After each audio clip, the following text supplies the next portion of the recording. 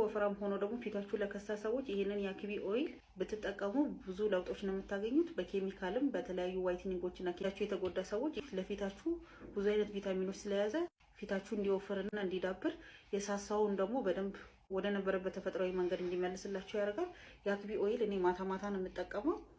ለፊቴ ቆንጆ ውበት ሰጥቶታል። ንጹህ የአክቢ ኦይል በዋይትኒንግ እና በኬሚካል የተጎዳ የፊት ቆዳ ያላችሁ ሰዎች የአክቢ ኦይልን ተጠቀሙ። የተጨመቀ ንጹህ የአክቢ ኦይል ካገኛችሁ ፊታችሁ የማይወፍርበት ምንም ምክንያት የለም። ኋላ በደንብ አድርጌ ማሳጅ አድርገዋለሁ። የትኛውንም ክሬም ወይም እንደዚህ አይነት ናቹራል ነገር ሲጠቀሙ ግዴታ ማሳጅ መደረግ አለበት በደንብ ወደ ቆዳው እንዲገባ። እዩት እንዴት ማሳጅ እንደማረገው።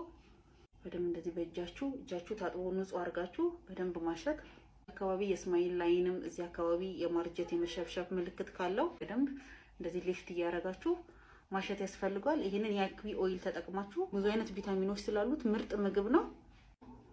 ማታ ማታ ከመተኛታችሁ ከ2 ሰዓት በፊት ብትቀቡና ከቤት ማትወጡ ከሆነ ደግሞ ቀን ላይም ተቀብታችሁ እንደዚህ ማሳጅ አድርጋችሁ ብታቆዩት ወራቶች ፊታችሁ ይወፍራል። ብዙ አይነት ቪታሚኖች ስለታጨቁ ይሄ የአክቢ ኦይል መወፈር የምትፈልጉበት ቦታችሁ ላይ ብትቀቡ በደንብ ለውጥ ታዩበታላችሁ። ጡታችሁ ከሆነ ዳሌያችሁ ከሆነ ወይም ፊታችሁ ከሆነ የከሰው ይሄን በየቀኑ ብትጠቀሙበት ለውጥ ታገኛላችሁ። እዚህ እጃችሁ አካባቢ ከሆነ የቀጠነው እግራችሁ ከሆነ የአክቢ ፍሬውን ከመውሰድ ሌላ ደግሞ በተጨማሪነት የአክቢ ኦይል ብትጠቀሙ በደንብ ለውጥ ታገኙበታላችሁ። ንጹህ የአክቢ ኦይል የተጨመቀ ማግኘት የምትፈልጉ ከሆነ በማስቀምጥላችሁ ስልክ እየደወላችሁ ማግኘት ትችላላችሁ።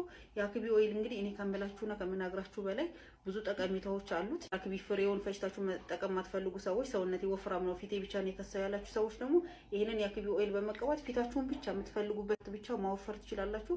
በተፈጥሯዊ መንገድ ከሚዘጋጁት ውስጥ አንዱ የአክቢ ዘይት ነው። ይሄን እየተጠቀማችሁ የፊታችሁን ቆዳ ውበትና ውፍረት ማስተካከልና መጨመር ትችላላችሁ። በሳምንት 2 ማታ ማታ የአክቢ ኦይል እየተቀባው አድራለሁ።